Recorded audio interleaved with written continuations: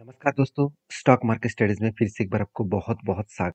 तो आज मैं फिर से आपके सामने कुछ इम्पोर्टेंस कंपनी का अपडेट शेयर करने वाला हूँ।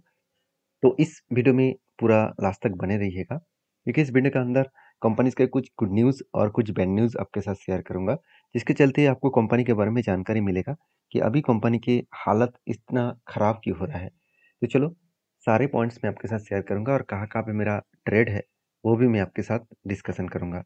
तो सबसे पहले जो बात करूँगा जिस कंपनी के बारे में, उसका नाम है इन्फो एज।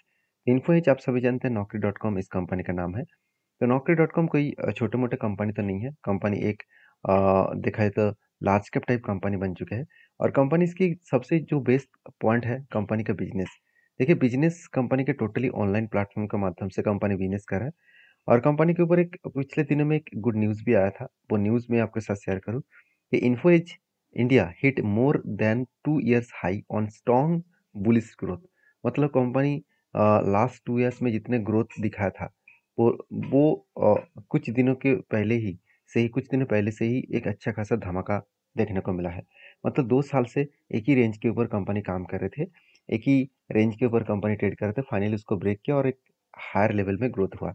अभी इसी के कारण एक बड़े इंस्टीट्यूशन ने कंपनी के ऊपर एक बड़ा टारगेट रखा। जैसे इन्फो एज के ऊपर टारगेट प्राइस रखा गया है, मतलब टारगेट प्राइस रेज किया गया है। कितना? 6,993। तो इस तरीके से टारगेट रखा गया है और पहले जो टारगेट था 6,151 के आसपास।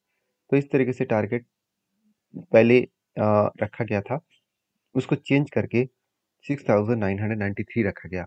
और ये टारगेट मेरा टारगेट नहीं है, आईसीआईसीआई सिक्योरिटीज ने टारगेट दिया। और अभी फिलहाल के लिए इस कंपनी कौन सा पोजीशन में है, वो सबसे पहले मैं आपको दिखाऊंगा।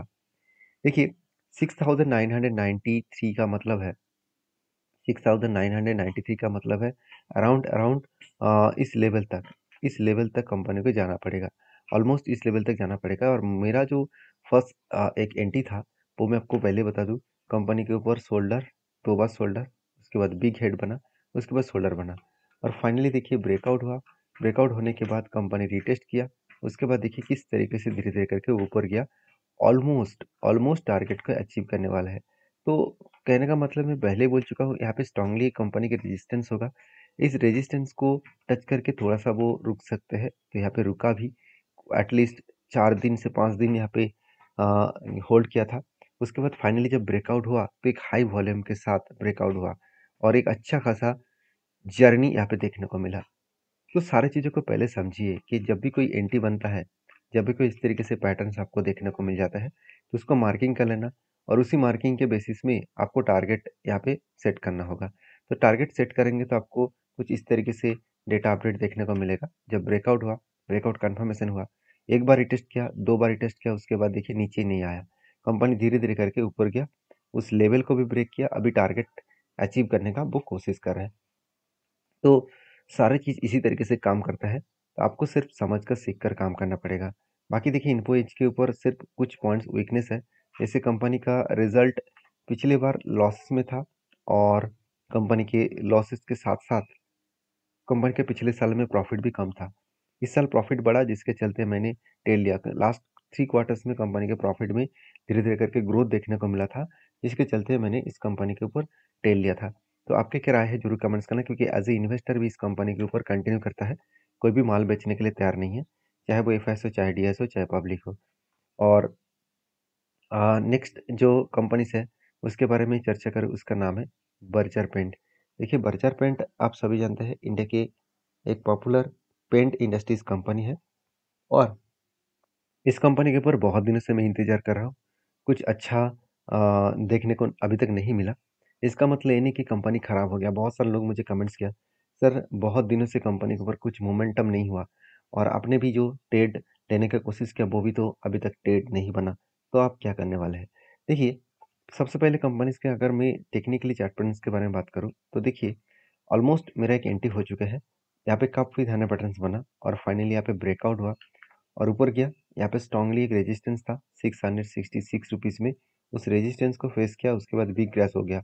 अभी देखिए वही लेवल में कंपनी काम कर रहा है, जो लेवल 200 डेज ईएमए को वो स्ट्रांगली एक सपोर्ट बना था, तो वो सपोर्ट को भी ब्रेक डाउन कर दिया।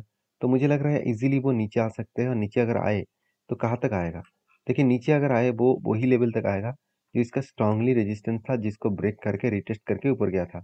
तो इसका मतलब वो लेवल कौन सा है, वो लेवल निकल कर है 520 रुपीज़ के आसपास। तो 520 रुपीज़ के आसपास ये लेवल निकल कर है, जो इसका स्ट्रांगली रेजिस्ट सपोर्ट है। इसी सपोर्ट तक आने का कोशिश करेंगे।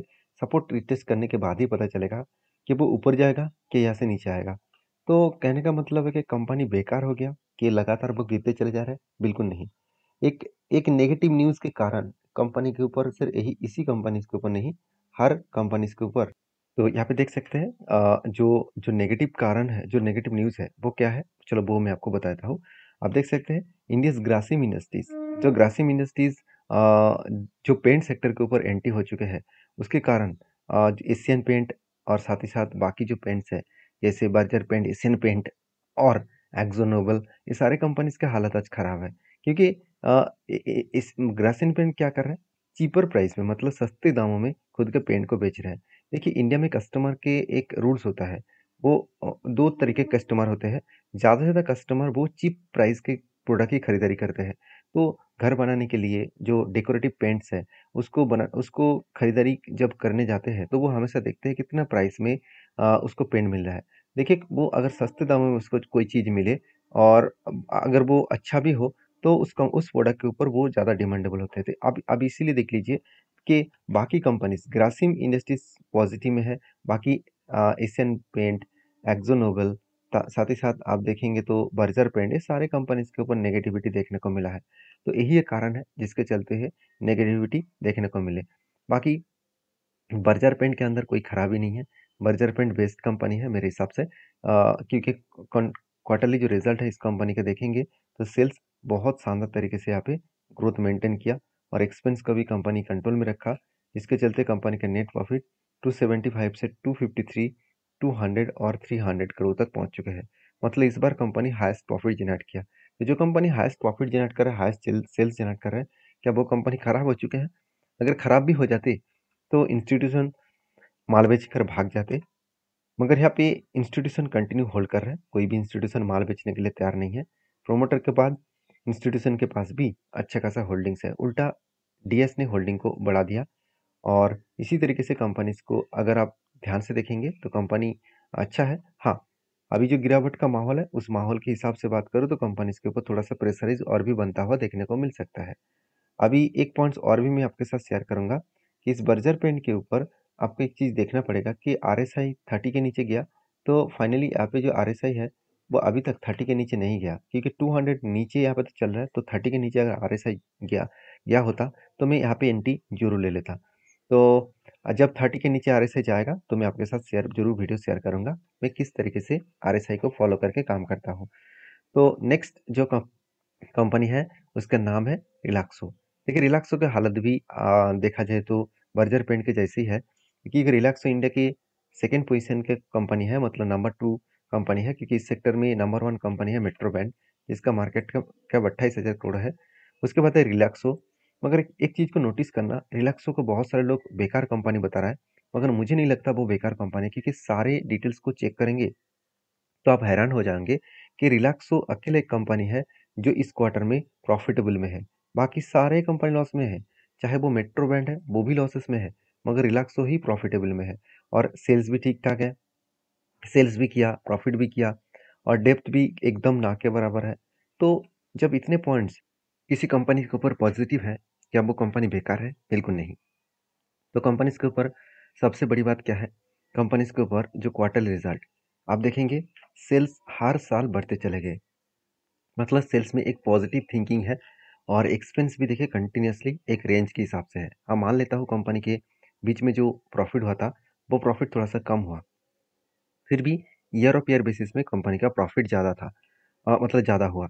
और कंपनी का बैलेंस शीट भी कंपनी अच्छा खासा मेंटेन किया, रिजर्व भी बढ़ा और बोरिंग्स भी घटा, और उसके साथ साथ एक फिक्स्ड एसेट भी बढ़ता हुआ देखने को मिले। तो ये सारे पॉइंट्स जब पॉजिटिव में है तो उस कंपनी को बेकार कहना बहुत बड़ा गलती होगा। और सबसे इम्पोर्टेंट पॉइंट, कंपनी के हाथ में जो कैश है कितना, 129 करोड़ के आसपास कैश है, और कंपनी ने कर्जा कितना लिया, 225 करोड़। ऑलमोस्ट कंपनी 50% से भी ज़्यादा कर्जा खुद के जेब के पैसे से ही मिटा सकते हैं, तो इसके डरने वाला कोई बात नहीं है। और रही बात इन्वेस्टर के, तो इन्वेस्टर भी देखिए इस कंपनी के ऊपर भरोसा करते हैं, चाहे वो एफएस हो, चाहे डीएस हो, चाहे वो पब्लिक हो। क्योंकि देखिए लोग जूता पहनना बंद तो नहीं करेंगे, तो इस सारी चीज़ को आप इस तरीके से समझना पड़ेगा। बाकी इस कंपनी के टेक्निकली चार्ट पैटर्न्स के बारे में बात करूँ, तो रिलैक्स के ऊपर सेम टू सेम यहाँ पे एक पैटर्न्स बना, शोल्डर कम हेड कम शोल्डर बना, मगर ब्रेकआउट नहीं हुआ और बिग फॉल हो गया। तो ये जो पैटर्न है, इस पैटर्न को यूज़ नहीं करूँगा मैं, क्योंकि जो जो इसका मतलब लोअर लेवल है कप मतलब हेड का, उसी लेवल तक आ चुके हैं, तो इस पैटर्न से फॉलो अप नहीं किया जाएगा। हाँ, अभी ये देखना है ये कंपनी और कितना गिर सकता है, क्योंकि वही लेवल को टच करके वो वापस जा रहा है, जो लेवल कंपनी के एक स्ट्रांगली सपोर्ट है। तो अभी जिस तरीके से यहाँ पे करेक्शन हो रहा है, मुझे लग रहा है और भी गिरावट होने का चांसेस देखने को मिल सकता है। तो फिलहाल के लिए संभल कर रहिएगा। अभी फिलहाल के लिए मेरा कोई ट्रेड नहीं है। अगर आप कोई ट्रेड लेना चाहते हैं, तो एक बार सोच समझ कर सारी चीज़ों को वेरीफाई करके काम करना। मेरी तरफ से कोई भी बाय एंड सेल का रिकमेंडेशन नहीं है। अगर काम करना है, तो आपके ओपिनियन के हिसाब से ज़रूर करना। तो नेक्स्ट जो कंपनी है, उसका नाम है स्प्रेकिंग। तो स्प्रेकिंग लिमिटेड जो एक माइक्रो कैप टाइप कंपनी है, 235 करोड़ के आसपास इसका मार्केट कैप है। तो कंपनी के ऊपर अगर चार्ट पैटर्न को दिखा दूँ, तो कंपनी 1 साल पहले सिर्फ 83 का प्राइस था, आज वो प्राइस बढ़ के हो चुके हैं 223, मतलब डबल से भी ज़्यादा हो चुके हैं। और इसी के कारण कंपनी के ऊपर एक बहुत बड़ा अपडेट है, वो है बोनस का। तो कंपनी सॉरी स्प्लिट का। तो कंपनी स्प्लिट का अनाउंसमेंट कर चुके हैं, 12 तारीख को कंपनी स्प्लिट देने वाले हैं। हर मतलब 1 शेयर के बदले आपको 5 शेयर मिलेगा, क्योंकि इसका फेस वैल्यू 10 था, वो 2 बनने वाला है। तो एक अपडेट था जो मैं आपके साथ शेयर किया हूँ। तो प्लीज़ इस अपडेट के पर डायरेक्टली स्प्लिट एंड बोनस के चक्कर में बाई मत कर लेना। एक बार इस कंपनी के ऊपर रिसर्च करना, उसके बाद काम करना। अगर किसी कंपनी के ऊपर आपको जानकारी चाहिए, तो मुझे ज़रूर कमेंट्स करिए। वीडियो अच्छा लगे तो प्लीज़ लाइक करिए। Thank you.